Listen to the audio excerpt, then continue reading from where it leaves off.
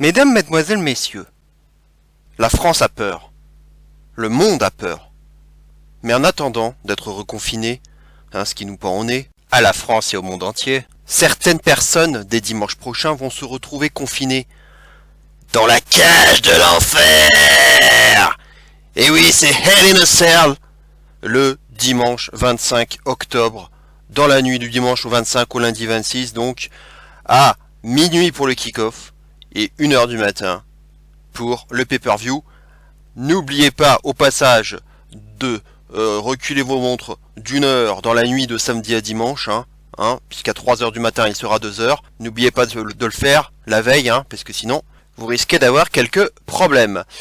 Alors, c'est un pay-per-view un peu particulier, Hell in a Cell, puisque à l'heure actuelle, nous n'avons que 4 matchs annoncés. C'est vraiment pas beaucoup, Alors, particularité, il y a quand même 3 Hell in a Cell cette année. 3 Hell in a Cell. Ça avait déjà été dans les rumeurs il y a quelques semaines, et ça a été confirmé. Donc les 3 matchs, on se doutait de quels allaient être les matchs qui allaient se terminer dans la cage.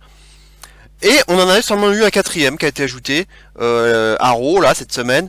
Mais un match vraiment osef, Vraiment pas, c'est vraiment pas le match le plus important qu'il y aura dans la soirée. Et voilà, j'ai pas grand chose d'autre à vous dire, à part de parler de ces 4 matchs. Donc, comme d'habitude, quand on n'a pas la totalité de la carte, je vais procéder à ce que je fais habituellement, à la liste des matchs potentiels qu'on va pouvoir détailler tous ensemble. La voici. Regardez cette énorme illustration. On croirait une illustration d'une carte d'AEW Dark, tellement il y a de monde. Lol. Alors, je vais un peu vous parler de tout ça. On va essayer d'aller assez vite. Je suis pas exhaustif parce que forcément, il va sûrement y avoir des matchs que je n'ai pas indiqués là, des matchs peut-être qui vont être un peu random, des matchs, il y aura forcément un match de kick-off, comme d'habitude, qui sera pas là-dedans, des matchs que j'aurais pas forcément vu venir, comme souvent. Donc là, je vous donne un peu un éventail de choses qui pourraient se passer. Alors on va aller vite, on va commencer par en haut à gauche. Comme vous le savez, il y a eu Retribution et Hard Business qui se foutent un peu sur la gueule depuis quelques temps. Maintenant, il s'est passé quelque chose de lamentable. Vous l'avez sûrement vu maintenant. À Raw cette semaine, les deux clans se sont affrontés après que le Fiend ait démarré le show de Raw avec Alexa Bliss. Ils sont arrivés sur le ring comme ça, sans parler, sans rien dire. Retribution est arrivé pour essayer d'encercler le Fiend, mais la lumière s'est éteinte, les deux, Bliss et le Fiend ont disparu, le Hard Business est arrivé, et on a lancé le match contre 4 qui avait été annoncé un peu plus tôt dans la soirée. Mais ce match c'était terrifiant, puisque Lashley a fait abandonner T-Bar avec sa full lock, il ne faut plus appeler ça la full Lashley, mais la full lock, et il a fait abandonner T-Bar très très rapidement, et non seulement il y a eu ça, mais en plus le Fiend qui avait déjà donné un petit signal dans le grand écran pendant le match, il est arrivé après le match, il s'est infiltré là au sein de Retribution, là comme s'il était l'un de leurs partenaires, et puis il a détruit tout le monde. Mace sur la table, Ali, Slapjack, et surtout T-Bar qui a pris encore très très cher avec Mandible Claw, Sister Abigail, et voilà. Donc, qu'est-ce que je voulais que je vous dise, Retribution est enterré pour de bon. C'est lamentable. Le show commençait plutôt pas mal. C'était quand même plutôt sympa de voir le Fiend, Retribution, Hard Business, qui se mêlait à tout ça, là. Mais Retribution, là, qui se fait laminer, humilier, comme jamais. Après toutes les bourdes, toutes les maladresses dont ils ont fait preuve dans leur booking, faire ça, alors qu'on attendait la promo d'Ali, parce que Ali avait quand même fait sa fameuse apparition il y a quand même 2 semaines, pour nous dire que c'était en gros le leader de Retribution. On attendait sa promo la semaine d'après, qu'on n'a pas eu, et là ils sont en fin de retour, ils se font laminer, humilier, et Ali fera finalement une promo bien plus tard, en disant plus ou moins ce qu'on attendait, Il a enfin lâché le morceau que c'était bien le hacker, Ali, on s'en doutait depuis quand même pas mal de temps, et que, en gros, il a réuni un peu cette troupe hein, de gens affamés là qui ont été, on va dire, sous-estimés, mais que c'est pas le nombre qui compte, c'est de mettre le chaos. Oui, bah, c'est ça, ils vont toujours avoir des excuses. On va toujours leur trouver des excuses. Oh bah oui, mais il y a ça. Oh bah oui, mais il y avait ça.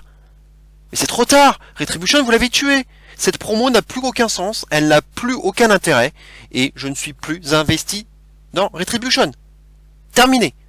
Faites ce que vous voudrez. J'en ai ras le cul. J'en ai ras le cul. Faites-nous un match au Survivor Series dans un mois, et puis réglez-nous ça, faites-les perdre, et enterrez-les. De toute façon, ils sont déjà enterrés. Donc voilà. Donc pourquoi est-ce que je les ai mis sur le visuel? Parce que c'est vrai que à la base, je voyais ce 4 contre 4 à Hell in a Cell, malheureusement il a déjà eu lieu, et ça s'est fini clean. Hein. T-Bar s'est fait vraiment laminer, abandon très rapide. Donc qu'est-ce que je voulais que je vous dise? Et Ali, en plus, il a pas été très très bien traité hein, pour un leader. C'était quand même très pauvre. Je sais pas s'ils vont refaire un match contre 4 contre 4, je ne pense pas. Par contre, j'aimerais peut-être éventuellement intervenir quelque part, plus dans des segments ou alors des interventions, notamment peut-être dans la cage, peut-être durant le Drew Orton. Je pourrais en reparler un peu plus tard. Donc c'est pour ça que je les ai mis dans le visuel. J'ai montré aussi le Finn et Alexa Bliss, hein, vous voyez au centre du visuel, puisque on a l'impression qu'ils sont plus ou moins, enfin, en feud, c'est difficile à dire. On sait même pas pourquoi le Finn a attaqué Retribution en soi. On sait même pas pourquoi est-ce il les a laminés et humiliés. Seul contre tous en plus. Hein. Ah mais il a pas fait dans la demi-mesure. Hein. Alors là, il les a enterrés à lui tout seul. Donc je sais pas s'ils vont faire un Ali contre le Finn peut-être. Voilà. La ceinture US, je ne pense pas qu'elle sera en jeu pour Lashley. Peut-être contre Ali, mais ça j'y avais pensé, mais dans la condition, enfin à l'époque où Ali était encore face, je le voyais peut-être plus pour la suite. Mais là, bon, en tant que leader de Retribution, bon, il n'y a pas vraiment d'interaction. J'ai pas l'impression qu'il soit parti pour le titre US, qui va être à mon avis, pour l'instant, bien au chaud, au placard. Hein, parce on oublie presque que Lashley est champion US, hein, là actuellement, hein, carrément. Hein. Donc voilà, donc peut-être des interventions de Finn, de Hard Business, de Retribution, durant le show, plus voilà, pas forcément dans des matchs, mais plus en intervenant, en zébulon de service, notamment dans le main event ou en tout cas dans les matchs de cage. Voilà, c'est pour ça que je les ai mis sur le visuel. Murphy contre Rollins, ça paraît logique. Hein, Murphy s'est enfin émancipé. Ça y est, il s'en est pris à Rollins dans cette on va dire sombre affaire avec Alia et Mysterio. Enfin voilà, ça partait un petit peu quand même dans le cucu, on va dire pour les gamines, hein, cette histoire. Même si on n'a pas vu Alia depuis 2-3 semaines là maintenant. On va sûrement la revoir hein, de toute façon, puisqu'ils ont drafté tout ce beau monde à SmackDown, hein, donc les Mysterio, Rollins, Murphy, donc c'est pour continuer l'histoire, hein, de toute façon.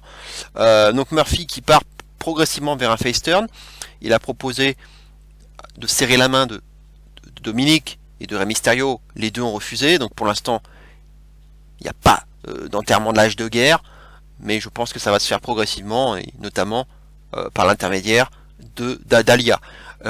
Donc si le match devait avoir lieu, ce qui me semble quand même bien parti, hein, je vous dis ça à l'avance, hein, parce que SmackDown n'a pas encore lieu, bien sûr. Donc c'est pas facile parce que je connais pas, déjà on n'a pas l'assurance du match, et s'il y a lieu, est-ce qu'il va y avoir une stipule ou pas? Pas sûr. Donc dans un premier temps, c'est Murphy qui vient de s'émanciper. Bon, ils vont sûrement prolonger le truc, donc c'est pas facile de faire un pronostic. Je donnerais peut-être la victoire à Murphy, mais ça risque d'être pas propre, cette affaire. Donc soit Murphy gagne clean, il fait un petit paquet ou un truc comme ça, et pour surprendre Rollins, ou soit c'est Rollins qui gagne, mais il va tricher, ou va faire un truc qui va prolonger le truc, parce que de toute façon c'est pas fini entre Rollins et Murphy, hein. C'est que le début même, moi j'ai envie de dire. Ça va être leur première confrontation, si elle a bien lieu. Si elle a bien lieu, oui, ça sera leur première confrontation, donc ça va sûrement continuer un bon bout de temps cette histoire.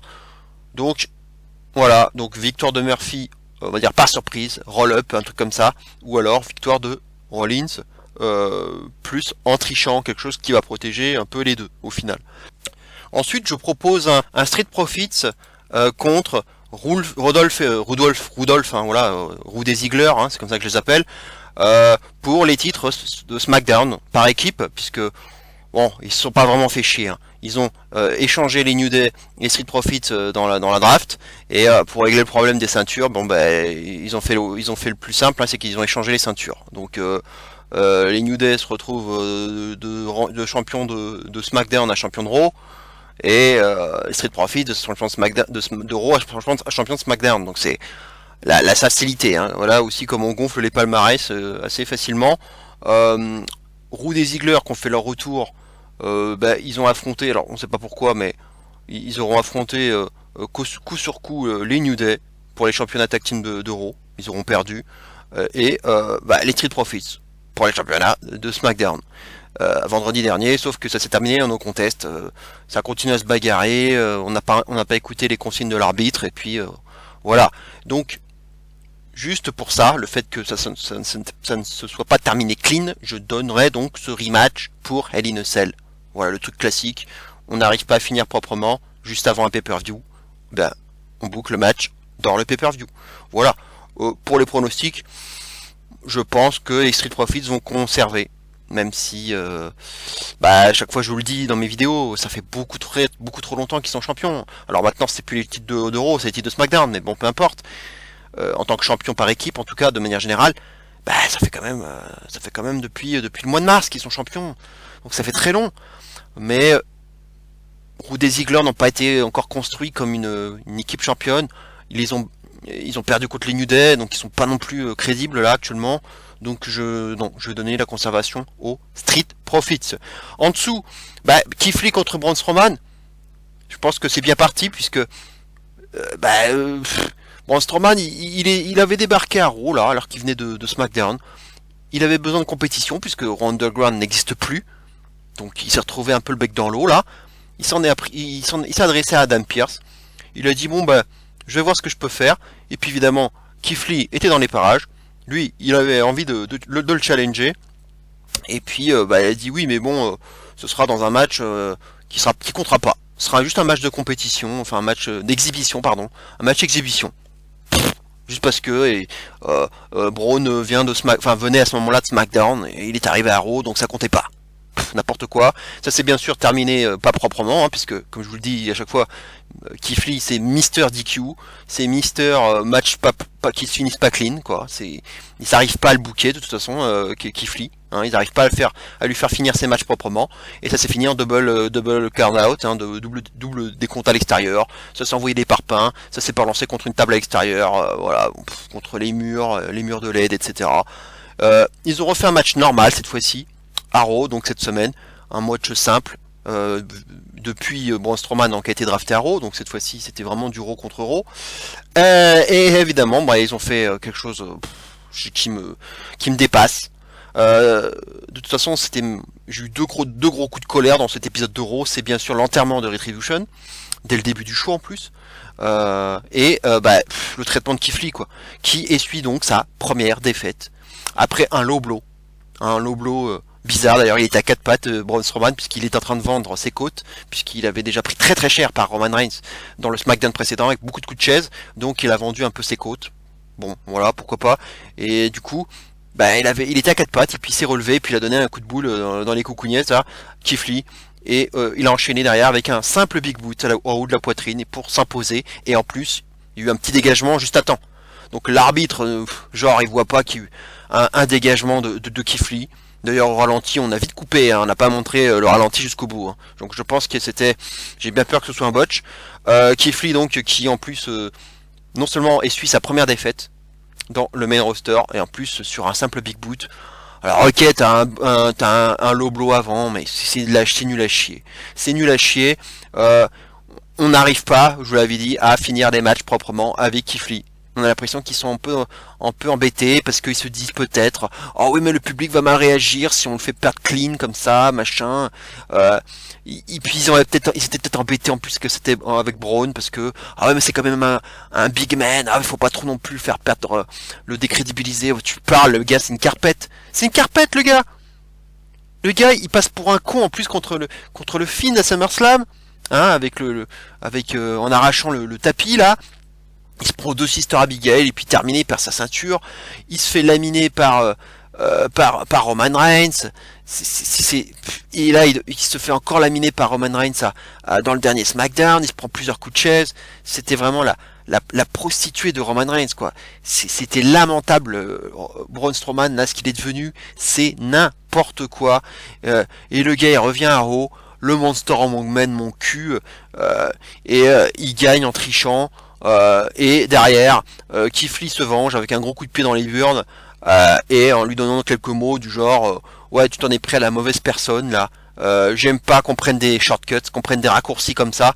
Là le Monster Among Men, hein, il est en train de faire face à un véritable dragon, hein, et la fumée du dragon va brûler, hein, le feu du dragon va brûler le monstre, hein, c'est un peu ce qu'il a dit backstage par la suite à Raw.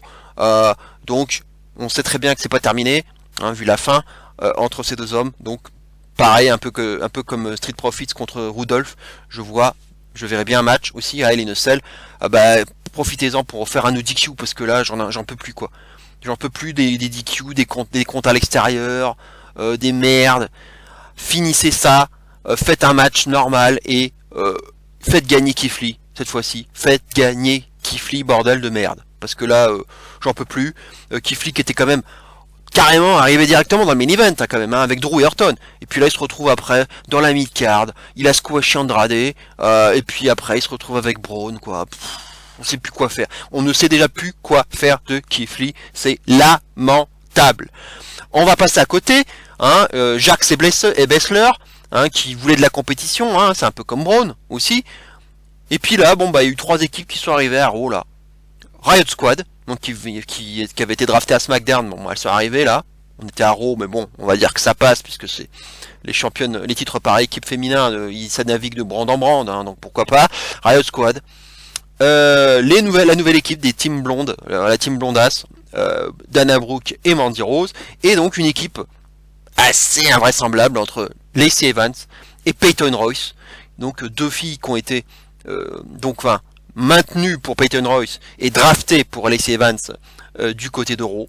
Donc à ce moment-là, je sais pas si cette équipe va perdurer, mais si c'est pour la faire perdurer, je vois pas du coup quel était l'intérêt de faire splitter The Iconics, bordel de merde. Bref, c'était lamentable, le match était vraiment pas bon, c'était botché, Peyton Royce qui me fait même un coup de pied retourné dans le vide, c'était que ça, c'était de la merde. Et victoire de Jax et Baszler qui ont fait le pin sur Lacey Evans. Donc je me suis dit, j'ai l'impression que comme Riot Squad avait déjà eu leur chance, hein, elles avaient déjà eu leur chance, c'était en weekly, elles avaient perdu, hein, c'était le fameux match de Clash of Champions qui n'avait pas pu avoir lieu, hein, pour des raisons de Covid là. Elles ont fini par le faire, elles ont perdu, la Riot Squad. Donc qu'est-ce qui reste? Une équipe qui n'a pas pris le pin, ce sont les 2 blondes, Rose et Brooke, qui n'ont pas encore eu leur chance, qui n'ont pas pris de pin. Pour l'instant, elles sont protégées dans l'affaire. Peyton Royce et Lacey Evans, donc elles ont, voilà, l'équipe, enfin en tout cas Evans a pris le pin, donc on laisse tomber.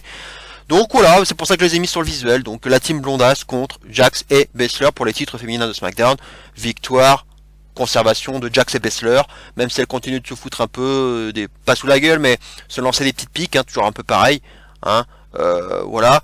Mais ça va, pour l'instant on n'a pas l'air de les splitter, donc c'est pour l'instant c'est pas le genre d'équipe Brooke et Evans Brooke et Mandy Rose que je vois gagner voilà, parce qu'en plus elles viennent d'être associées, c'est encore à parfaire. Ça sera une rivalité de transition, mais maintenant le problème c'est que en ayant battu ces 4 là, enfin ces 3 autres équipes dans un Fatal 4-Way, il y a plus de concurrence en soi. Ok, les 2 blondes n'ont pas pris le pin, mais elles ont gagné un Fatal 4-Way. Donc il n'y a pas de concurrence. Donc bon courage, à moins qu'on nous ressorte Bliss et Cross, mais bon, là elles sont pas trop ensemble actuellement, hein, c'est le moins qu'on puisse dire. Bref, on va parler d'ailleurs de Nikki Cross, puisque Asuka n'a aucun programme. Là on l'a fait VGT avec Zelina Vega, qui est partie à SmackDown maintenant. On l'a mise avec les blondasses, là, elle a pas de rivalité, Asuka, c'est dramatique. On attend Charlotte, hein, qui a l'air d'être pas trop loin du retour, on a l'impression. Ronda qui peut-être s'entraînerait visiblement, bon peut-être bientôt, mais on sait pas. Mais en attendant, y a rien. Je parlais de Nikki Cross parce que dans Raw Talk cette semaine, elle a dit I'm ready for Asuka, donc elle serait prête à tenter le coup, puisqu'elle vient d'être draftée aussi à Raw, hein, Nikki Cross. Donc SmackDown a perdu beaucoup d'éléments hein, d'ailleurs du côté du roster féminin, ils n'ont pas vraiment gagné au change d'ailleurs, hein, entre parenthèses. Et donc je sais pas s'ils vont le faire parce que à part dévoiler ses ambitions à Raw Talk, c'est quand même léger, hein. Je pense pas que ça va valoir un match de championnat directement à Hell in a Cell 4 jours après, hein. Enfin 6 jours après. Je crois pas. Voilà, c'est pour ça que je l'ai pas mis sur le visuel d'ailleurs. Maintenant, bon, Nikki Cross Asuka, on a un très bon souvenir d'un Last Woman Standing match à NXT, hein, il y a quelques années. C'était un très bon match. Donc moi je dis pourquoi pas, hein, de toute façon, vu ce qu'il y a de disponible, hein, puisque Jax et Baszler sont ensemble. Donc le Baszler Asuka est encore protégé. Même s'il y a eu une petite interaction à Raw là cette semaine, mais c'était juste parce qu'elle avait été prise un peu par Jax et Baszler, elle s'en est sortie entre les deux, bref, et puis Lana bien sûr. Ah oui, il y a Lana, je vous ai même pas parlé de Lana, qui a gagné une bataille royale, enfin c'est n'importe quoi, et bien sûr qui s'est fait rapidement battre par Asuka pour le titre donc cette semaine, et qui a donc fini Samoan droppé sur la table des commentateurs par Nia Jax, hein, c'est devenu un running gag hein, de toute façon, voilà. Peut-être que Lana va finir par en avoir marre et se trouver une partenaire pour prendre les titres à Jax et Baszler, hein, ça sera peut-être ça la surprise, hein. Lana associée à quelqu'un d'autre. Pour l'instant on voit pas trop qui, peut-être Nikki Cross justement, mais quelqu'un qui a pas de programme, Peyton Royce. Ouh là là, ouais, ça promet, hein, ça promet. Bref, et on passe, c'est ce qui est en bas à droite, hein, c'est tout, c'est un peu incertain, c'est pour ça que je vous ai mis ces trois hommes, le Miz, Sami Zayn et Otis, puisque évidemment Otis il est toujours dans cette histoire de procès qui n'a toujours pas eu lieu à l'écran d'ailleurs, pour son contrat Money in the Bank, hein, qui a été lancé par The Miz, hein, tout ça, ce procès. Il a réussi on va dire, à écarter Tucker en le balançant, en le propulsant à Raw, et à lui aussi, après avoir déjà propulsé Mandy Rose à Raw. Donc Otis devient, il reste plus que son contrat, hein. Hein, après, il sera complètement tout nu, hein, j'ai envie de dire. Et du coup, il y a ce procès qu'on attend toujours. Voilà. Et donc, c'est pour ça que j'ai mis les trois. Ma première supposition, ce serait qu'il y ait un match avec le contrat en jeu entre le Miz et Otis. Donc, on saura peut-être ça vendredi, hein, si l'affaire avance, parce que c'est vrai qu'ils ont vraiment traîné cette affaire là, ils ont rien fait, ils ont fait que des segments inutiles backstage, et on apprenait vraiment pas grand chose de plus à chaque fois. Voilà. Et donc il y a eu une interaction aussi entre Sami Zayn et Otis vendredi dernier, où Sami Zayn l'a un peu provoqué en disant que c'était un loser parce qu'il perdait tout, justement, il perdait Tucker, il perdait Mandy, voilà, que il l'a traité de loser, enfin il l'a traité d'Otis quoi, en gros c'était une espèce de blague comme ça, et puis il l'a repoussé quoi, il est tombé un peu façon Valbuena, en faisant des tonnes, voilà, petite interaction backstage qui me fait peut-être penser qu'il y aura un match entre les deux, à ce moment là peut-être pour le titre intercontinental, puisque de toute façon Sami Zayn pour l'instant n'a pas de challenger, voilà. Donc Daniel Bryan aussi pourrait avoir des vérités, mais pour l'instant on nous a rien montré. Donc peut-être qu'à SmackDown ça va se débloquer, mais je ne peux pas pour l'instant en dire plus dans mes matchs potentiels. Donc un truc autour d'Otis, soit pour le titre intercontinental, soit pour sa mallette, avec l'histoire du Miz là qui traîne en longueur. Ça n'en finit pas. Bon allez, on va passer maintenant aux 4 matchs donc, qui ont été annoncés. Le premier, ce sera Jeff Hardy contre Elias. Oui, puisque Elias a fait son grand retour après plusieurs mois d'absence, puisque Jeff Hardy, AJ Styles et Seth Rollins nous ont offert un très très bon triple threat match à Raw la semaine dernière, et qui est arrivé par surprise, hein, vraiment derrière la caméra, donc on s'y attendait pas. Il arrivait comme ça sur le côté de l'écran, Elias, pour donner un coup de guitare à Hardy. Ça a surpris AJ Styles lui-même, qui n'avait plus qu'à couvrir Hardy pour s'imposer dans ce triple threat match. Voilà comment ça s'est passé. Et du coup il y a eu donc un match, enfin pas un match, un concert d'Elias donc à Raw cette semaine. Il les a montré, on va dire, deux extraits, deux chansons qui va y avoir dans son nouvel album qui va sortir lundi prochain. Voilà, il va nous le présenter, et du coup il a chanté ces deux chansons, et puis bon, il y a eu un encore, enfin un rappel, et du coup il y avait un guitariste qui était de dos là, et puis il a demandé passe-moi la guitare, et puis évidemment un mec en capuche, on a compris tout de suite que c'était Jeff Hardy, qui effectivement a joué 2-3 accords en guitare électrique, là très très, très bien, et puis il est retourné, il a voulu balancer la guitare sur Elias, il a esquivé, et puis il lui a dit ce n'est pas moi qui t'ai renversé avec la bagnole.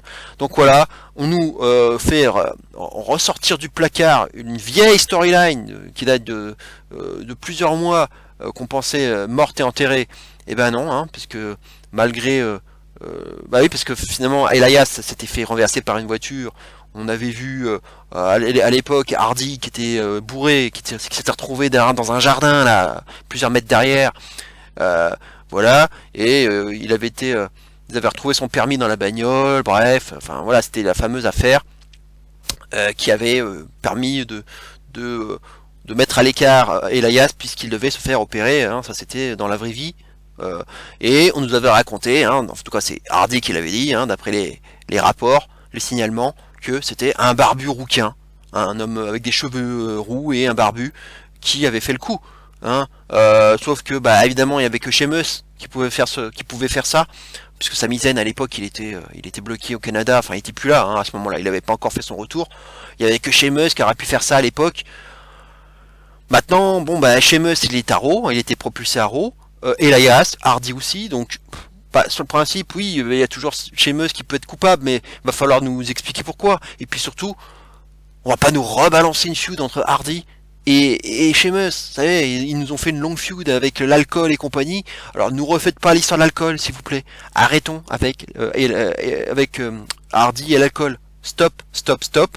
Donc, je sais même pas comment ils vont s'en sortir, parce que en plus des rouquins barbus, oui, bah il y a aussi encore Murphy, mais Murphy il est passé à SmackDown, donc il y a plus de raison. Enfin, et puis Sami Zayn, pareil, il est à SmackDown. Donc il y a que Sheamus qui peut jouer ce rôle-là. Et le problème c'est que l'histoire du rouquin elle a été ressortie. À la limite ils auraient pu mettre ça sous le tapis et genre on a oublié que c'était un rouquin. Sauf qu'il l'a redit. Il l'a redit. C'était Jeff Hardy. Il en a reparlé à Raw Talk et il a rappelé qu'il était innocent d'ailleurs.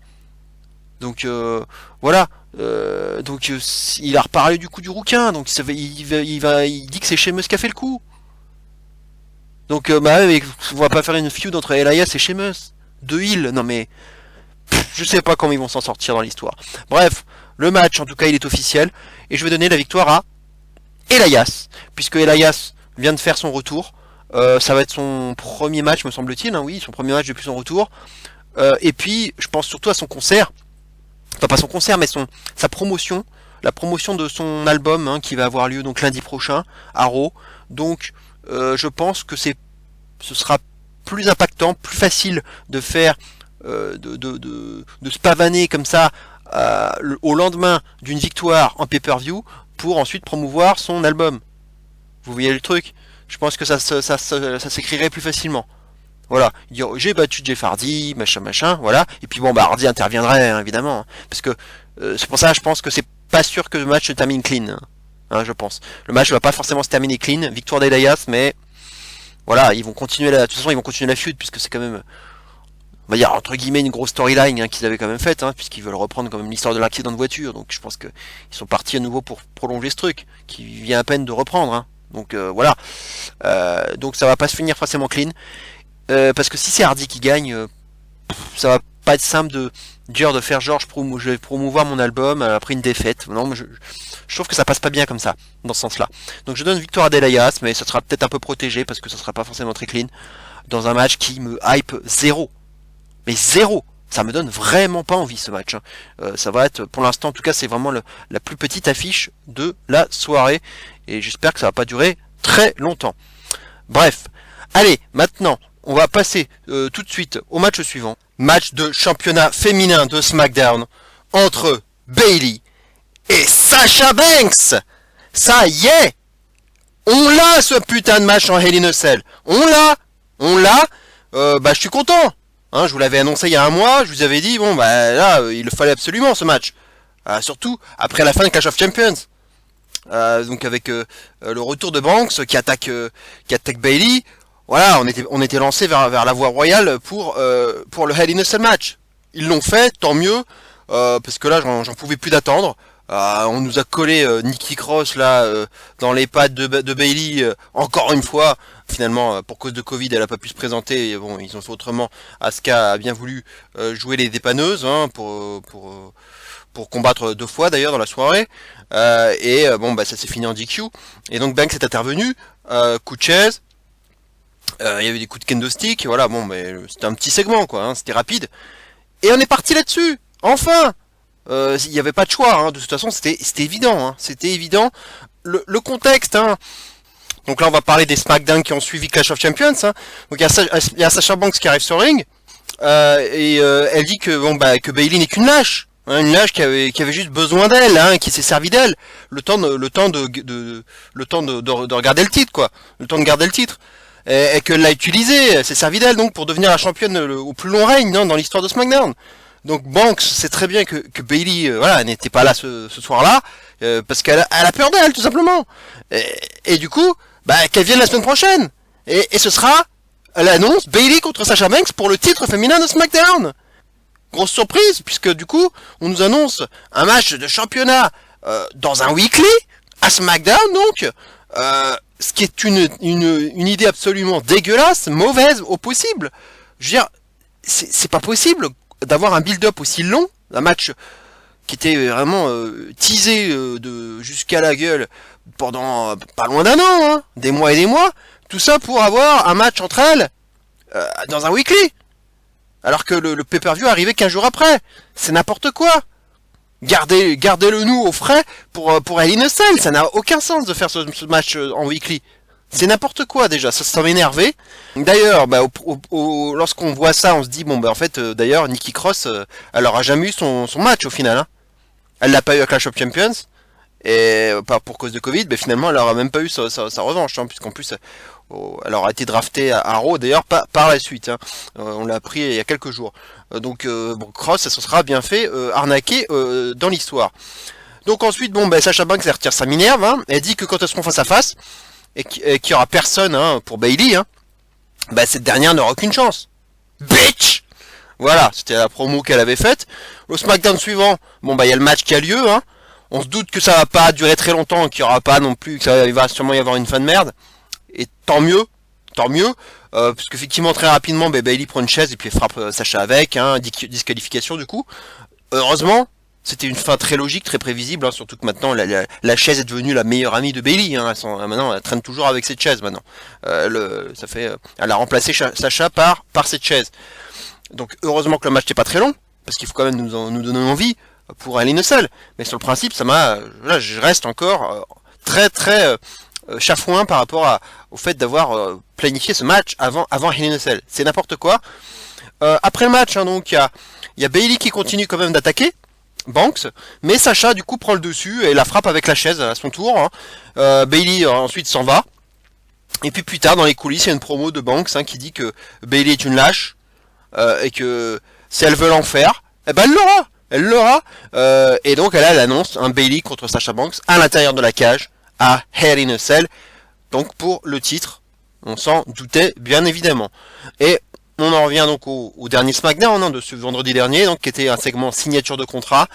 Adam Pearce qui officiait, hein, donc en tant qu'officiel, mais jamais en tant que GM. Hein. Il est pas annoncé comme GM. Hein. C'est toujours un peu c'est ce qui est écrit dans le bandeau du dessous, toujours marqué comme officiel de la WWE.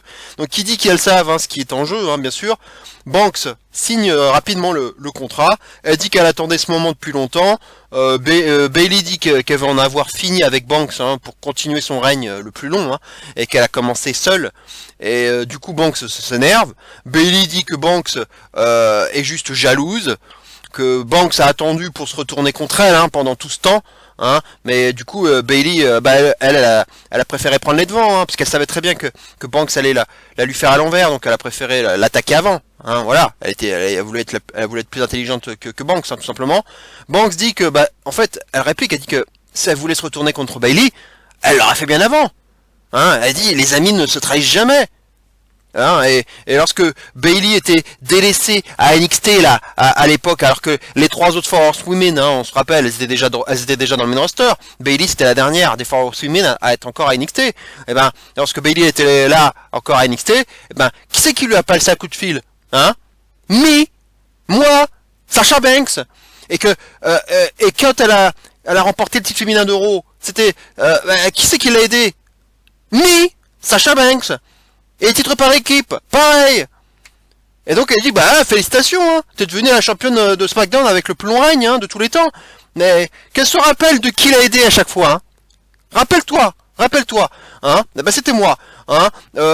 Donc moi j'ai tout ce que je vois, c'est que t'as essayé de mettre fin à ma carrière et qu'à Hell in a Cell, eh ben je vais te finir, je vais t'achever Bayley, hein. Et que mon nom est plus grand que ce titre. Mon nom est plus grand que ce titre et que partir de Hell in a Cell avec la ceinture, ce sera the icing of the cake, ce sera la cerise sur le gâteau. Voilà. Et Sasha Banks dit à ce moment-là, elle demande à Bayley de signer le contrat, mais Bayley s'en va, sans signer. Et donc Bayley dit que c'est une lâche et que lorsqu'elle sera coincée là dans la cage, elle pourra aller nulle part, hein, nowhere to hide. Et elle sera obligée de signer ce contrat d'une manière ou d'une autre. Voilà comment ça s'est terminé pour ce segment. Donc il y a encore, bien sûr, SmackDown de la semaine prochaine, qui sera donc le dernier show avant Hell in a Cell, où bien entendu, forcément on se doute que Bayley va finir par signer le contrat, mais comme Banks dit que ce sera d'une manière ou d'une autre, hein, à mon avis ça sera d'une manière un peu violente. Peut-être que ce sera même avec le propre sang de Bayley, hein, le sang qui signera le contrat, hein, comme le Finn avait pu le faire il y a quelques temps de cela.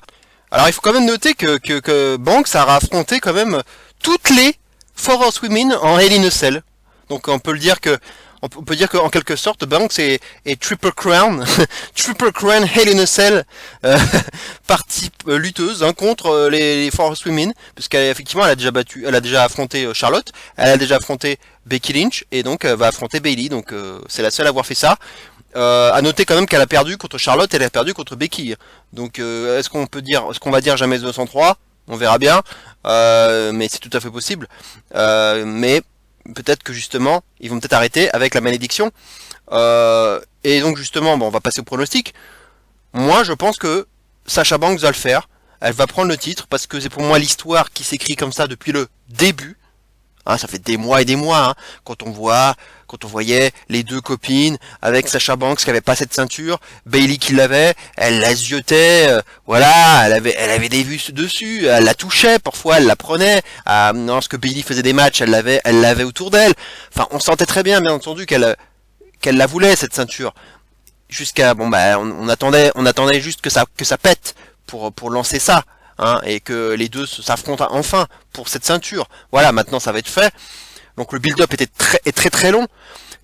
D'habitude, oui, quand c'est un match Hell in a Cell, c'est souvent sur une succession de 2-3 autres matchs, où c'est un peu le match qui va conclure la rivalité, où il y a eu 2-3 autres matchs auparavant, où chacun a gagné, hein, on va dire un peu, c'est une histoire un peu comme une belle, quoi. Ça peut être un peu la belle, le match qui va régler l'histoire. Sauf que là, ça se passe pas de la même façon, puisque on a un build-up énorme, on a le split, enfin le turn, et bon, il y a ce petit match malheureusement qui n'aurait jamais dû avoir lieu à SmackDown, bon, mais qui a pas duré longtemps, donc on va dire qu'on va l'évacuer. Et là, paf, on passe directement au match en Hell in a Cell. Donc il n'y a pas eu de match avant vraiment construit, hein, vraiment de match en 1 contre 1 comme ça, hein, puisque je ne compte pas ce petit match de SmackDown. Donc là c'est un peu un cheminement différent. Donc je me dis que le build-up a été tellement long que il n'y a pas forcément besoin de prolonger la rivalité, de faire un rematch derrière. On peut s'arrêter là en fait. Tout a été raconté déjà. Tout a été raconté, ça fait presque 1 an qu'on nous raconte l'histoire. Donc en fait, j'ai envie de dire que la dernière page s'écrit déjà là. Elle s'écrit dans ce seul et unique vrai match entre les deux finalement. Voilà, donc pour moi, l'histoire c'est que, de toute façon c'est ce que je pense depuis le début, que Banks prenne cette putain de ceinture, qui, je le rappelle, est la seule ceinture qu'il manque à son palmarès, puisqu'elle a déjà été championne de NXT, elle a été championne d'Euro, elle a été championne tag team, et il lui manque ce titre de SmackDown. Donc, pour boucler la boucle, il faut qu'elle ait ce titre. Voilà. Tout simplement. Alors vous me direz, elle peut perdre ce match-là, et puis bon, elle pourra avoir une autre chance plus tard, et puis elle finira par le gagner quand même. Certes, mais je vois pas ça comme ça, parce que sinon on va encore prolonger les choses, et on va arriver à la fin de l'année. Là, ça fera vraiment beaucoup trop long, et je pense déjà au pay-per-view suivant, qui est quoi? Survivor Series. Les Survivor Series, alors vous me direz, rien n'est gravé dans le marbre, on est d'accord, mais on peut avoir tout à fait un match de championnat au Survivor Series, hein. Mais je pense à ce qui s'est passé l'année dernière. L'année dernière, on a vu quoi? On a vu un match triple threat entre les championnes des 3 brands. Donc on a vu Baszler, on a vu Bayley, on a vu Becky Lynch qui s'étaient affrontés en triple threat. Donc je me suis dit, s'ils refont la même chose, on aura celle qui va gagner ce match, celle qui sera championne à Hell in a Cell, après Hell in a Cell, qui affrontera la championne d'Euro, peut-être Asuka, ou même probablement Asuka, contre Yoshira ou Candice LeRae, hein, puisque les deux vont s'affronter à Halloween Havoc, à moins qu'il y ait encore un match entre temps et que ce soit peut-être à replay, là peut-être, hein, parce qu'effectivement Halloween Havoc c'est le 28 octobre et on doit avoir la confirmation pour Survivor Series, on va l'avoir sûrement justement ce week-end, hein, à Hell in a Cell, on aura sûrement un clip qui va nous officialiser la date, mais ça sera logiquement 4 semaines après, donc du coup on est rendu au 22 novembre, voilà, donc ça devrait être le 22 novembre, donc d'ici là, effectivement la championne de NXT peut changer aussi, hein, on sait jamais, mais il y aura un takeover début décembre, hein, un petit peu après, donc bon, là on va un peu loin là, hein, on va peut-être pas aller aussi loin. Maintenant bon, soit on a triple threat match avec les 3 brands représentés, donc Champions versus Champion à Survivor Series, soit on aura peut-être un match simple, hein, de championnat. Ils peuvent le faire aussi, hein. Donc là vous pourrez me dire, oui, ils vont peut-être faire un Bayley Banks numéro 2, hein, parce que je compte toujours pas, je vous rappelle, je ne compte pas le match de SmackDown qui est de la merde, qui a duré 3 minutes. Donc un match numéro 2 peut-être, mais c'est ça, c'est le truc, c'est que c'est Hell in a Cell, quoi. C'est là où on règle les choses. Il n'y a pas de disqualification, donc on finit les choses proprement, si je puis dire, hein, dans le sang, mais proprement. Voilà. Donc je vois pas de rematch, quoi. Je vois pas de rematch. Donc pour moi, ça se termine là. Victoire de Sasha Banks et on passe à autre chose. Donc à autre chose qui sera donc un match champion versus champion peut-être, donc à Survivor Series, où on lui donnera déjà une nouvelle adversaire. Bon, il y a Bianca Belair là qui commence à être bien buildée là déjà, on lui a mis des très beaux clips de promo, notamment là dans le dernier SmackDown, c'était très beau. Maintenant bon, elle arrive à peine, hein, elle est draftée, va falloir la construire, va falloir lui donner une première rivalité. On va pas la mettre directement vers le titre, hein, donc je pense pas que ça sera pour tout de suite. Carmella qui est repackagée là, qui vient de revenir en Untouchable. Voilà, je vois à peu près que ça, sinon parce que Zelina Vega, Billie Kay là, non, Natalia, il y a peut-être Natalia, bon, qui est la taulière, mais qui peut toujours faire le taf. C'est toujours c'est un peu un couteau suisse, hein, un couteau canadien, mais elle a un couteau suisse qui pourrait faire le taf derrière pour affronter Sasha Banks, hein, si Sasha Banks était championne. Voilà, ça peut être aussi quelque chose comme ça. En tout cas, voilà, mon pronostic ce sera victoire de Sasha Banks, un match qui va sûrement être très bon. On va leur laisser du temps, hein, certainement. Ça va être violent. Il va y avoir bien sûr la chaise, la fameuse amie de Bayley, la chaise. Peut-être que d'ailleurs pour l'histoire, si on veut essayer d'y aller par clin d'œil, ce serait peut-être drôle si Bayley perdait à cause de la chaise. Genre elle se prend un coup de chaise et ça va peut-être la faire perdre. Ou elle se prend un bank statement avec une chaise autour du cou. Vous voyez, bank statement avec une chaise autour du cou pour bien donner un côté un peu plus impressionnant à la prise. Ça, c'est tout à fait envisageable. D'ailleurs, j'y pense en direct comme ça, mais je me demande si ça va pas être le finish comme ça. Voilà, la chaise autour du cou, bank statement, et voilà. Et puis ça aurait tout un symbole de se dire que c'est entre guillemets la meilleure amie actuelle de Bayley, hein, la chaise, qui finalement provoque sa perte, sa propre défaite. Et cette chaise qui aussi a été utilisée justement lors du turn de Bayley, hein, lorsqu'elle s'en est pris à Banks. Elle a utilisé la chaise, elle lui a tordu elle lui a pété la jambe, elle lui a pété le cou avec cette chaise. Donc, ça me paraîtrait plutôt intelligent de retourner les choses comme ça pour avoir un happy ending, et donc Bayley qui perd à cause cette fois-ci de la chaise. Voilà, pour mon pronostic, donc j'étais très très précis, hein, je donne la victoire de Banks et je vous donne même le finish, donc je suis quand même très précis. Allez, match suivant, match qui va être assez important, hein, puisque c'est Drew McIntyre contre Randy Orton dans un Hell in a Cell match. Bah oui, on continue la feud entre les deux. Malheureusement, j'ai envie de dire, malheureusement, puisque après cet ambulance match hein, qui avait été gagné, je vous le rappelle, il y a un mois par McIntyre avec un punt kick, hein, et puis il avait refermé la porte derrière. Bah, le lendemain, à Raw, bon, bah, il a fêté la victoire avec les quatre anciens, avec Ric Flair, Shawn Michaels, Christian, Big Show. Sauf que bah, Randy Orton, on l'a vu à l'écran, il était encore là. Et puis il lui a dit, c'est ça. Si tu penses que c'est dans un enfer qu'on a été ensemble là, à l'ambulance match, bah tu sais pas du tout ce que c'est que l'enfer. Bref, voilà. À ce moment-là, on avait compris où que vous voulez nous emmener. Et puis il a quitté la salle. Enfin voilà, le croyait-on, puisque un peu plus tard, à la fin, un segment débile où il s'est pris pour il s'est caché derrière le costume, on va dire l'uniforme d'un homme d'entretien. Il a mis des lunettes infrarouges et puis il a niqué les quatre anciens, là, les quatre vétérans qui étaient en train de jouer au poker en éteignant la lumière avec des bruits de bande dessinée, j'ai envie de dire. Je suis pas là, pop, lop, oui. Enfin voilà, c'était un peu ça. Et puis c'était nul à chier, bref. Bah, du coup, bon bah, on est parti sur un Hell in a Cell match entre les deux. Voilà. Évidemment, Drew McIntyre a accepté puisqu'il ne recule devant rien, on le sait. Hein. Ils n'ont pas arrêté de se foutre sur la gueule après par la suite. Ils ont même pris, on va dire, ils sont même bagarrés pendant la bataille royale féminine qui avait gagné Lana. Donc en plus, on dame le pion aux femmes. Hein. C'était vraiment super élégant pour les femmes hein, de faire ça. On a interrompu le match pendant que Lana était passée à nouveau sur la table des commentateurs hein, à cause de Judge Jax. La bagarre en coulisses entre Drew et Orton, et puis à la fin, Lana venait de gagner, et puis hop, ils se battent à nouveau, donc ça faisait passer la victoire de Lana pour un truc complètement osef, hein. De toute façon c'était osef en soi, mais franchement, en soi c'est quand même pas bien pour les filles, quoi, qui sont quand même dans le main event, et on leur met Drew et Orton face à elles, quoi. Donc ça les fait passer au second plan, donc ça c'était nul.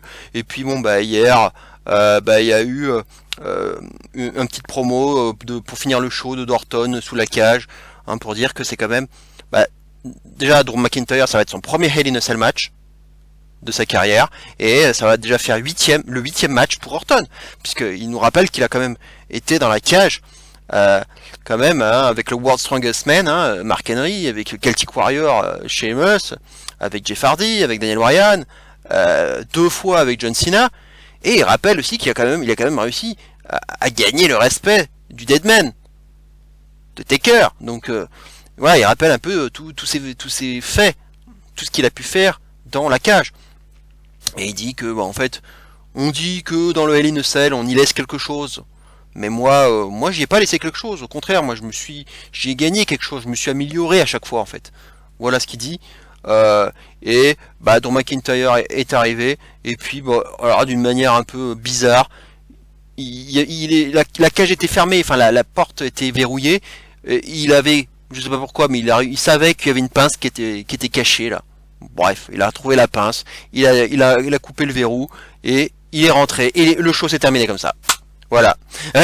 Donc c'était genre pour nous dire, pour nous donner envie de voir le show, quoi. Je rentre dans la cage et si vous voulez voir la suite, rendez-vous dimanche. Hein, c'était un peu comme ça qu'il fallait le prendre. Mais c'était quand même très très abrupt hein, comme fin de show. Waouh, très très abrupt. Pour le pronostic, c'est pas si facile parce que c'est vrai que quand on insiste comme ça dans une feud et que c'est toujours le même qui perd, on se dit peut-être que à la fin ils vont peut-être vouloir faire gagner Orton. Maintenant, dans ma réflexion, je pense quand même que Drew McIntyre va conserver son titre. Tout simplement parce que je pense que Drew McIntyre est j'ai envie de dire, trop convaincant, si je puis dire, en tant que champion. Et qu'il fait un excellent travail, et que il est encore parti pour un run qui va encore durer, et que c'est pas le moment de lui faire perdre ce titre. Orton, je pense que là on a un peu fait le tour. Il a fait un très bon run en tant que heel, mais on va dire que la blessure malheureusement de Edge n'a pas aidé. Il continue de faire de très très bonnes promos, ça c'est pas le problème. Maintenant, on a largement fait le tour de la question entre Drew et Orton. Pour moi, c'est un peu le match de trop. Et puis bon, souvent, voilà, les Hell in a Cell, c'est ce qui clôture les rivalités. Et là, on a eu plusieurs matchs entre eux. Donc, bah voilà, ça, contrairement à ce que je vous disais justement tout à l'heure entre Bayley et Banks, où là, ça va être le... il y avait déjà eu un long build-up qui a fait que bah, ça peut être le dernier match dans la rivalité. Mais il n'y a pas eu de match précédemment. Là, il y a eu une série de matchs. Et McIntyre, il a battu clean à SummerSlam Orton dans un bon vieux move de catch, un backslide. Il l'a battu là à Clash of Champions, dans un ambulance match. Donc faut arrêter à un moment donné. Stop. Donc victoire de Drew McIntyre. Le match peut être très bon, en tout cas peut être assez violent, certainement même. Maintenant, j'ai un peu peur de l'overbooking. C'est là que je vais revenir sur ce que je disais en début de vidéo, c'est-à-dire attention à Retribution, attention au Hard Business, attention au Fiend, ça peut être le grand bordel général. S'ils font ça, en tout cas, bah, c'est que ça sera le mini-event, même si voilà, je verrai peut-être plus Jay Reigns dans le mini-event, mais évidemment, si c'est parti pour être un gros bordel, bah, ils le mettront en mini-event, probablement, mais je veux pas trop d'overbooking, qui restent dans la cage, qui fassent leur petite merde là, et voilà, tout simplement, hein. Je pense que c'est mieux comme ça. Et encore mieux, évidemment, encore pire, ne finissez pas ce match avec de la merde, parce que, évidemment, on se rappelle très très bien de 2018, Reigns contre Strowman, Lesnar qui intervient et qui démolit les deux, no contest, et puis 2019, bien entendu, le Fiend contre Seth Rollins à Hell in a Cell, hein, le main event, qui s'est fini encore avec un no contest absolument hallucinant, et c'était n'importe quoi. Donc on a quand même eu 2 main events de Hell in a Cell consécutifs là en 2018-2019 qui s'étaient finis sur de la merde avec du no contest. Donc ne nous faites plus de merde pareil. Ne nous faites plus des DQ ou des no contest. Arrêtez vos conneries. D'autres arguments aussi, c'est que je verrais bien AJ Styles après, hein, dans la feud suivante pour Drew McIntyre, qui vient de s'associer à Big Jordan, hein, Jordan Mogbein, ce géant de 2m20 là, qui est venu s'associer à AJ Styles. Donc il n'est plus le videur de Raw Underground, qui est mort et enterré d'ailleurs, Raw Underground, hein, en même temps que Retribution. Hein. Et du coup, il a même fini plus over que Matt Riddle lui-même, hein, parce que Matt Riddle lui s'est fait battre par AJ Styles à Raw cette semaine, et Jordan, il passait plus over que Riddle, hein, au final, hein, dans ce match, hein, parce qu'on a eu beaucoup de plans, hein, sur lui, sur sa hauteur, etc. On l'a vu, hein, très menaçant, et c'est plus lui qui ressort de ce match, hein, au final. Hein. Bref, super pour Riddle. Hein. Donc je le verrai bien cette feud arriver par la suite. Hein, AJ Drew, je pense que c'est d'ailleurs pour ça que AJ a été drafté à Raw. Hein. Voilà, hein, je pense que c'est ça l'histoire. Donc c'est pour ça que je vois pas Orton gagner. Et puis, même si c'est pas AJ pour tout de suite, c'est vrai que il y a le Survivor Series, et donc ils feront peut-être un Champions versus Champion, voire versus Champion aussi, hein, c'est-à-dire à ce moment-là, hein, probablement Drew McIntyre contre Roman Reigns contre peut-être Finn Balor, s'il est encore champion. Si à moins que ce soit Karrion Kross d'ici là, hein, mais bon, le 22, ça va être le 22 novembre normalement Survivor Series, donc un petit mois, ça sera peut-être un peu juste pour Kross. Si c'était Kross, imaginez le triple threat que ça donnerait.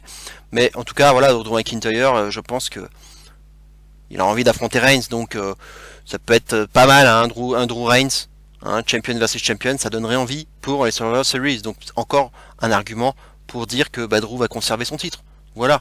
Je pense que j'ai donné un peu tous les arguments, parce que Orton, je pense que le train est passé pour lui, et qu'on en finisse une bonne fois pour toutes surtout. Voilà, et pas trop d'overbooking, s'il vous plaît. Allez, on va passer au match suivant qui, je pense, hein, sauf s'il y a de l'overbooking dans le Drew Orton, sera le main event, match de championnat comptant pour le Blue Universal Championship entre Roman Reigns et Jey Uso. Et oui, encore Jey Uso, dans un Hell in a Cell I Quit match, stipulation jamais vue auparavant, très particulière. Eh bien, si on revient à il y a un mois, donc à Clash of Champions, je vous avais dit qu'après ce laminage, hein, de Reigns envers Jey Uso, on allait probablement passer à autre chose, puisque bon, Jimmy est blessé, Jay, il s'était fait rétamer, donc je voyais pas autre chose que le Fiend pour passer à la suite pour Hell in a Cell. D'autant qu'on voyait en plus Alexa Bliss qui avait croisé à un moment donné Roman Reigns en le fixant des yeux. Donc, et on n'oublie pas la nouvelle marionnette de Wobbly Walrus, hein, donc qui est une caricature de Paul Heyman. Donc on avait bien compris que c'était la suite logique pour Reigns. Eh ben non, que nenni, même pire que ça, puisque non seulement ça a été abandonné, mais en plus, on n'est pas prêt de l'avoir, puisque le Fiend a été, enfin ou Wyatt, hein, enfin les deux, hein, ont été draftés avec Alexa Bliss à Raw. Donc les deux maintenant ne se croiseront plus avant un bon moment. Hein, donc alors évidemment ils peuvent le faire ça au Survivor Series, hein, mais je vois pas le Fiend de devenir champion de la WWE d'ici les Survivor Series. Hein. Ça me semble compliqué. Bref, donc oui, j'étais très surpris que ce ne soit pas le Fiend à ce moment-là, hein, puisque on va revenir donc le contexte. Hein, qu'est-ce qui s'est passé après Clash of Champions? Donc on a vu Roman Reigns qui est arrivé avec Paul Heyman, hein, voilà, forcément fort de sa victoire contre Jey Uso. Mais Heyman déclare que Reigns c'était un peu nerveux parce que il le connaît Roman Reigns, hein, il connaît sa famille, toute sa famille depuis le jour de la naissance de Reigns. Et ce moment était destiné à se produire. Ce soir, on est tous là pour couronner officiellement Roman Reigns en tant que Tribal Chief, comme chef de tribu. Non seulement chef de tribu de sa famille, mais aussi de SmackDown, mais aussi de la WWE, du WWE Universe en tout entier. Mais c'est la raison pour laquelle il est champion universel, tout simplement. Roman Reigns prend alors le micro, il fait venir Jey Uso, hein, à ce moment-là. Jey, donc, il arrive, il dit qu'il reconnaît pas, il le reconnaît plus là, Roman Reigns. Il était supposé être son cousin, quoi, son sang, sa famille. Et à Clash of Champions, il a montré qu'il était vraiment. Il l'a démoli, hein, il s'est fait démolir, mais Reigns n'a pas détruit son esprit est toujours intact. Et Jey était prêt à aller à la guerre. Mais si Jimmy, son frère, donc on n'avait pas jeté la serviette là, ben il serait champion. Donc Reigns demande à Uso s'il est fier de ce qu'il a fait, hein, parce que Clash of Champions a été pour lui, hein, pour Reigns, la pire nuit de sa carrière, professionnellement et personnellement. Et il dit, est-ce que Jey Uso pensait que c'était ses intentions avant le match de faire ça? Reigns essayait de lui venir en aide, tout simplement. Il essayait de mettre son nom dans le main event. Roman Reigns voulait que Jey Uso ait un gros payday, un gros jour de paye, quoi, pour sa femme et ses enfants. Reigns, il dit qu'il l'aime plus que son frère ne l'aime. Il a été là durant toute sa vie. Reigns voulait juste l'élever. Et tout ce qu'il voulait, c'était que Jey Uso se montre reconnaissant envers lui. Uso n'avait qu'à, tout simplement, il avait qu'une chose à faire, c'était de dire les mots, le reconnaître en tant que Tribal Chief. Et c'est son droit de naissance, c'est comme ça. C'est un droit de naissance qu'il a gagné, et c'est comme ça que ça doit arriver, que ça doit se passer, tout simplement. Ils voulaient représenter leur famille au maximum, et mettre Jey Uso dans le main event. Mais qu'est-ce qu'il a fait, Jey Uso, à la place? Ben, il l'a pas respecté. Il l'a pas respecté, il lui a brisé le cœur, tout simplement, hein, il le reconnaît, Roman Reigns, il lui a brisé le cœur. Jey Uso ne regarde même pas à ce moment-là, en plus, quand il dit ça, puisqu'il regarde il a les yeux braqués sur la ceinture de Reigns. Alors, Reigns, il le voit tout de suite, il dit, tu veux quoi? Tu veux un autre match? Tu veux un autre match pour le titre? Oh bah ok, tu l'as, pas de problème. Tu le veux à Hell in a Cell? Ok, bah tu l'as, mais attention à toi, Jey. Attention à toi, parce que ce match aura les plus gros enjeux qu'aucun autre match n'a jamais eu dans toute l'histoire de la WWE. Là, c'est quand même... il m'a hypé quand il a dit ça, quand même. Hein. Parce que là, on se demande ce qu'il va y avoir comme enjeu. Alors, sur ce, Reigns fait un gros câlin à Jey, hein, et puis il lui dit, cette fois-ci, il y aura de réelles conséquences si tu acceptes ce challenge. Mais Jey, malgré tout, il accepte. Et Reigns, à ce moment-là, il lui tourne le dos, enfin, mais il a un petit sourire narquois comme ça, un petit sourire en coin là. Il se dit, oh là là, si tu savais, tu vas prendre cher mon petit bonhomme. Voilà. Et on en revient au SmackDown suivant où Jey est toujours sur le ring et il attend de savoir ce que ça sera là, cette stipulation spéciale, quels sont ses enjeux spéciaux, à part le fait que ce sera un Hell in a Cell match, parce que ça on le sait. Et ce sera quoi donc cette stipulation en plus?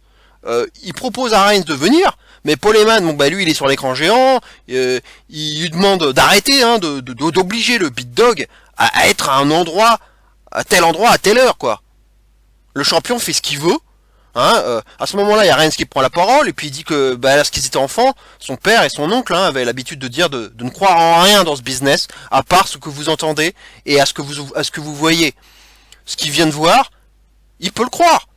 Reigns, il a juste essayé de l'aider et de rendre sa vie meilleure. Tout ce qu'il avait à faire, c'était de dire les mots, le reconnaître en tant que Tribal Chief, son Tribal Chief. Et pour la première fois, à ce moment-là, il balance la stipu, ce sera un Hell in a Cell I Quit match. Très particulier, hein, très particulier. Alors là, on n'avait jamais vu ça. Et donc, on en revient au dernier SmackDown, où on a un match absolument hallucinant et sans aucune raison et sans aucune cohérence. Braun Strowman, on lui donne encore un title shot pour le titre universel face à Reigns, et en plus, Braun Strowman venait d'être drafté à Raw. Donc, il y avait vraiment pas du tout de raison de lui donner ce title shot, hein, qu'il n'a même pas mérité. Bref, c'est pas grave. Reigns, bien sûr, gagne sans surprise, hein, et ce qui est étonnant, c'est qu'il gagne avec, non pas un spear, mais une prise de soumission, qu'il avait jamais fait avant. C'est pas quelqu'un qui soumet ses adversaires, Reigns, hein. Et c'était une guillotine, quoi. Une vraie guillotine. Donc c'est très très étonnant. Et Braun abandonne. Ah, il est passé pour une carpette hein, dans ce show, c'est ce qui m'a un peu énervé. Ce qui sera passé après le match, pardon, ça m'aura bien plu, mais le storytelling et tout, mais ce qu'ils ont fait à Braun, c'était chaud. Hein. C'était chaud. Hein. On aurait cru qu'il avait une punition, quoi. Et donc oui, cette guillotine qui sera peut-être un élément utilisé au Hell in a Cell, puisqu'évidemment, lorsqu'on porte une soumission, on a peut-être plus de chances de soumettre son adversaire et donc de lui faire dire I quit. Donc, forcément, il la sort au bon moment cette prise. Hein. Donc, je pense que ça va servir, à moins d'une surprise, hein, à moins qu'il ressorte une autre prise. Hein, mais je vois pas, à mon avis, s'il sort cette guillotine, c'est que ça va servir.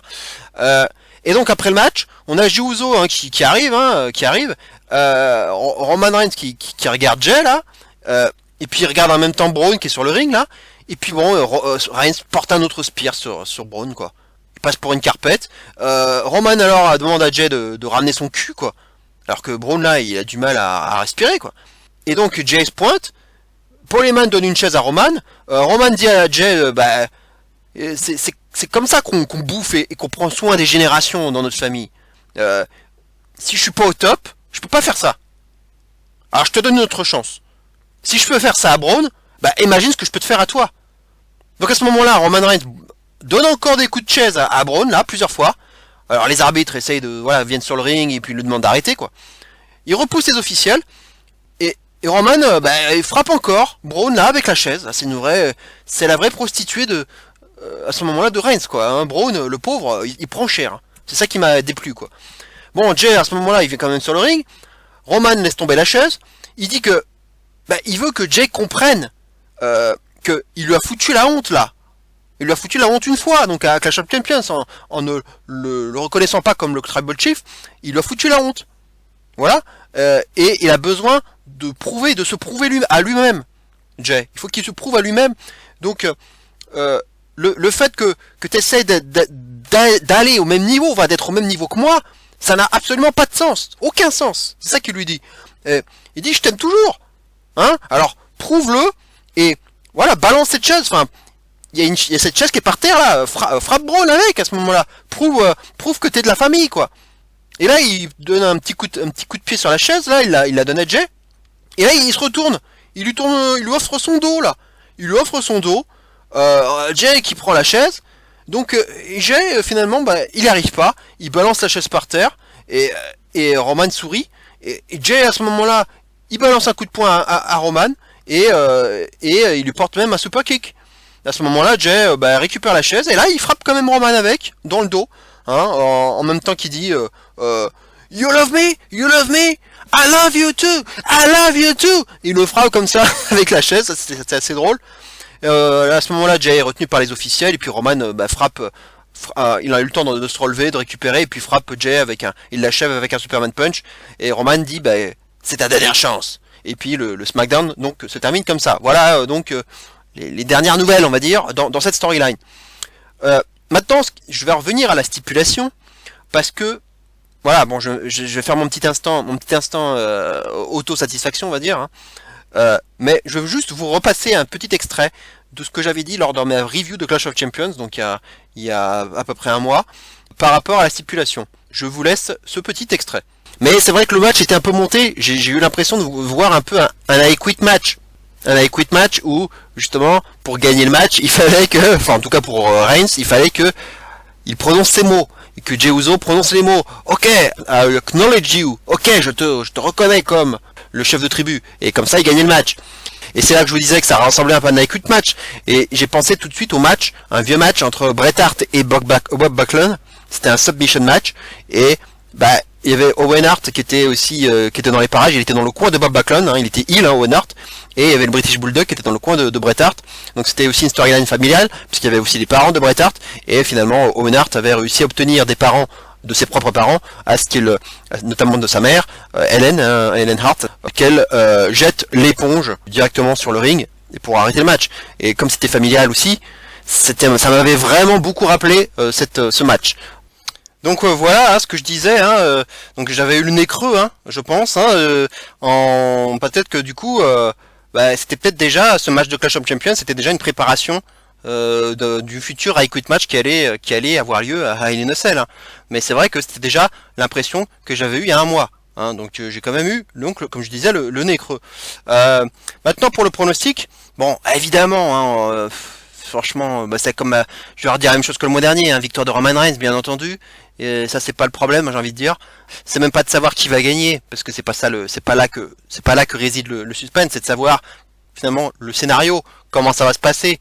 Parce que évidemment, vu que c'est la meilleure storyline actuellement à la VVE, enfin dans le main roster, et c'est celle qui est le mieux racontée et dans laquelle on est probablement le plus investi, je pense que c'est surtout le storytelling qui va primer encore dans ce match.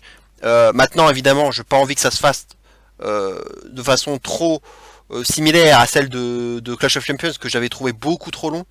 Hein, je vous l'avais déjà dit, le match était beaucoup trop long. Ça racontait une bonne histoire, mais il y avait beaucoup trop de passages longuets. J'aurais largement raccourci le match. Ça, je vais pas me répéter là-dessus. Donc, j'espère que ce Hell in a Cell match sera bien entendu bien raconté, sera aussi assez, je dirais, violent, assez même peut-être dérangeant par moment. On sera peut-être gêné par certaines images, on sera peut-être choqué, mais je veux que ça provoque des réactions et qu'on nous raconte une vraie histoire, qui est du drama. Et on va bien voir justement si Jey va finir par non seulement abandonner, oui, on s'en doute qu'il va abandonner, mais est-ce qu'il va aussi, par la même occasion, dire que c'est le chef de tribu? Parce que c'est quand même aussi là-dedans que tout réside. Je pense que oui, il va le faire. Je pense qu'il va le faire parce que bon, Jimmy, il avait quand même poussé à le faire. Il avait dit arrête, déconne pas quoi. Voilà, il avait la serviette et puis c'est lui il l'a fait craquer parce que il le disait pas. Et donc finalement, il l'a dit pour lui. Il l'a dit pour lui. Bon, c'était forcé, mais c'est Jimmy qui l'a fait pour lui. Mais bon, Reigns, s'il voulait que ce soit Jey qui le fasse. Même si Jimmy, bon, c'est aussi son sang, c'est le frère de Jey, c'est un peu pareil, mais lui, c'était Jey qui voulait. C'était de la bouche de Jey qui voulait qu'il y ait cette reconnaissance, qui ne l'a toujours pas eu. Donc je pense que ça risque d'arriver à Hell in a Cell. Maintenant, j'espère qu'ils vont pas faire la connerie de finir le match. Genre, Jey reconnaît Reigns comme chef de tribu et on arrête le match. Déconnez pas là-dessus, hein, les amis, hein, déconnez pas, parce que je vous rappelle que c'est quand même l'arbitre qui a le micro, qui va tendre le micro. Donc, faut que Jey dise I quit. Hein. C'est quand même le but du match. Maintenant, j'aimerais bien qu'il y ait un combo. Je te reconnais comme chef de tribu et j'abandonne. Enfin, les deux, quoi. Mais pas qu'on arrête le match juste sur la reconnaissance. Ça, ce serait n'importe quoi. Hein. Ça serait complètement n'importe quoi. Je ne veux pas d'intervention. Hein. Jimmy, éventuellement à l'extérieur, il peut se repointer, mais il pourra pas faire grand-chose avec la cage. Hein, de toute façon. Maintenant, vous me direz, bon, des gens qui interviennent, qui arrivent à rentrer dans les cages, hein, on en a vu plein dans le passé. Hein. Il va peut-être grimper. Bon, là, je le vois pas grimper hein, avec sa jambe. Hein. On voit bien qu'il boite. Ils le feront pas. Maintenant, on se souvient, enfin, on se rappelle, on le dit à chaque fois je le dis, mais pour les Hell in a Cell, il y a des trous sur les côtés. Hein. Même la nouvelle cage rouge là, hein, on l'a vu ça fait 2 ans qu'elle existe, la cage rouge. On les voit, les trous ils les ont fait. Hein. Ils les ont fait comme la vieille cage grise. Ils les ont mis les trous sur les côtés, donc on peut tout à fait escalader. Bon, bref. Mais ils le feront peut-être sur d'autres matchs, mais pas sur l'un des deux autres matchs, mais pas sur le Jey Uso Reigns. Je pense pas. Ça va se terminer vraiment dans la cage.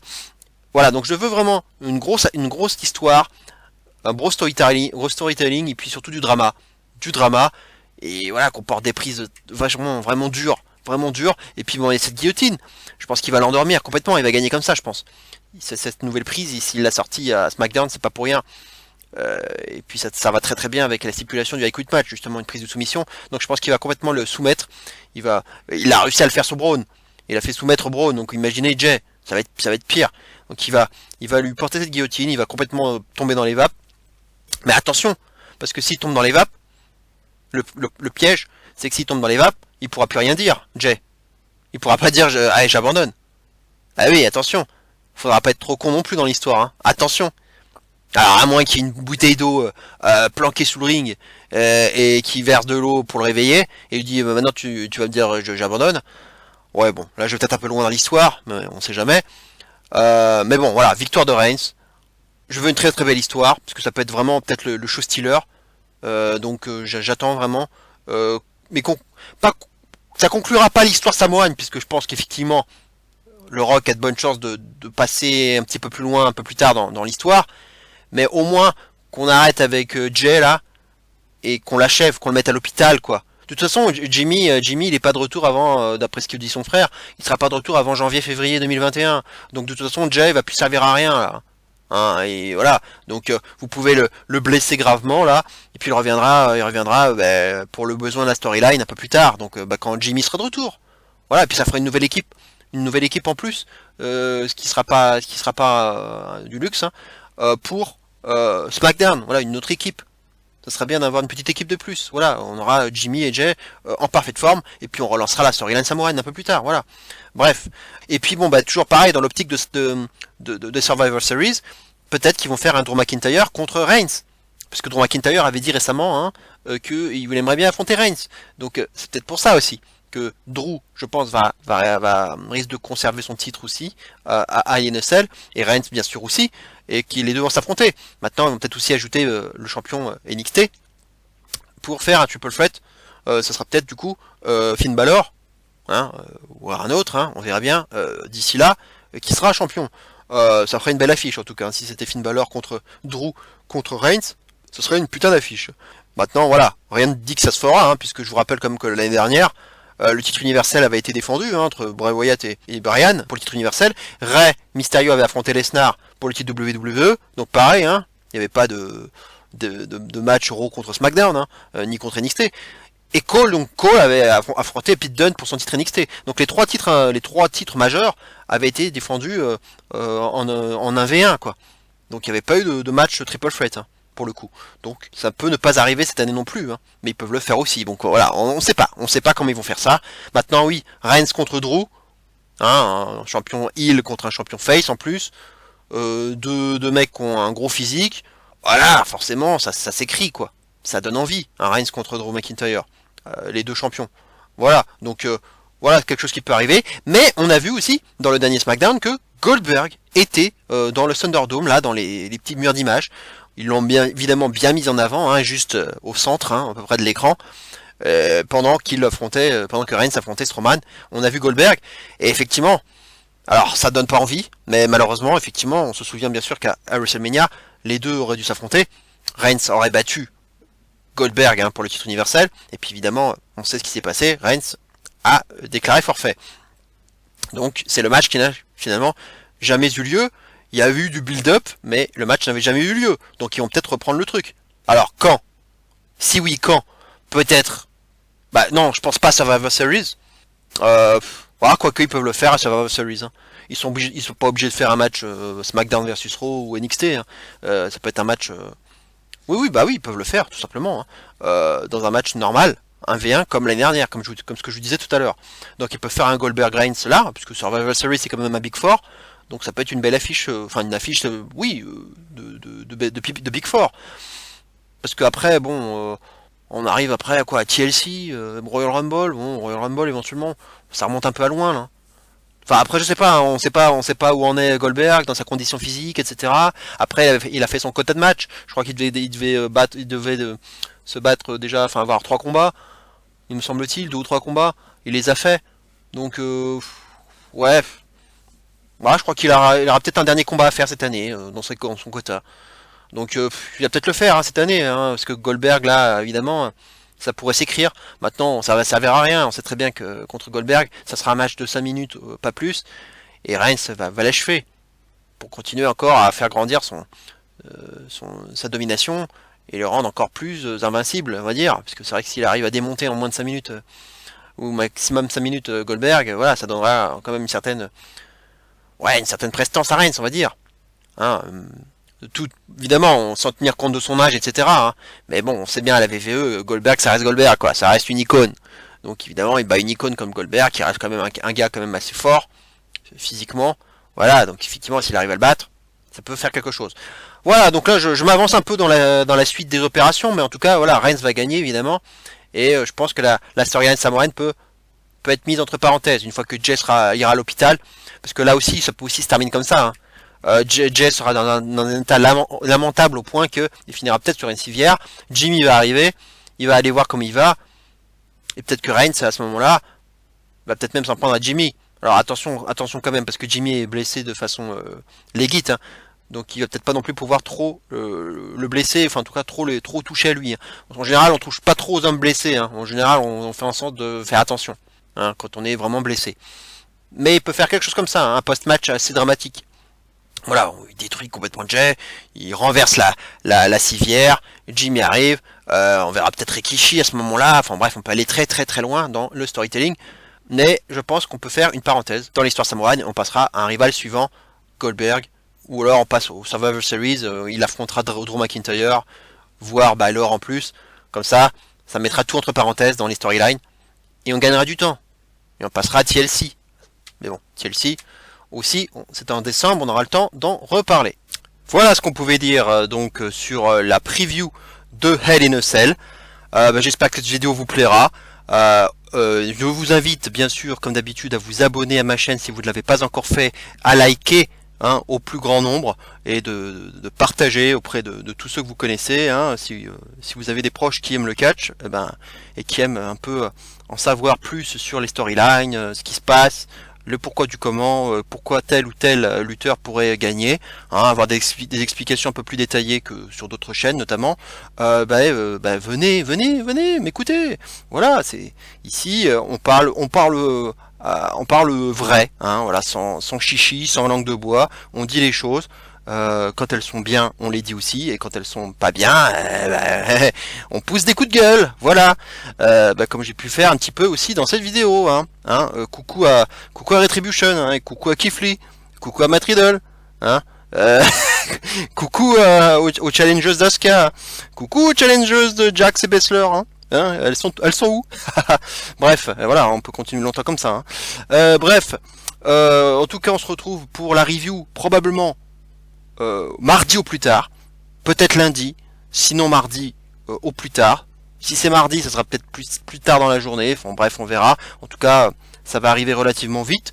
Maintenant, bon, j'ai pas des attentes énormes pour ce pay-per-view, donc on verra bien. Et puis bon, la carte, il va sûrement y avoir 3 ou 4 matchs en plus pour avoir un pay-per-view au final qui devrait être dans la durée correcte, enfin classique de maintenant 2h30 pour les pay-per-view hors Big Four. Donc a priori un pay-per-view qui sera digeste, surtout qu'on a déjà 3 Hell in a Cell match, donc en général c'est du 20 minutes, hein, 15-20 minutes minimum pour ce genre de stipulation. Au minimum même, hein. Donc ça peut monter à 25-30, hein, on sait jamais. Oui, surtout le Reigns, hein, le match de Reigns, hein, si c'est comme la dernière fois, laissez tomber quoi. Bref, allez, on se retrouve donc la semaine prochaine. Passez une excellente semaine. Portez-vous bien. Mes amitiés à Papy Catch, à Jay Marksens, à Enzo et Cody des rebuts. Salutations à vous. Et bien entendu, n'oubliez surtout pas, et plus que jamais, vive le catch. Et zéro miedo. Ciao à tous.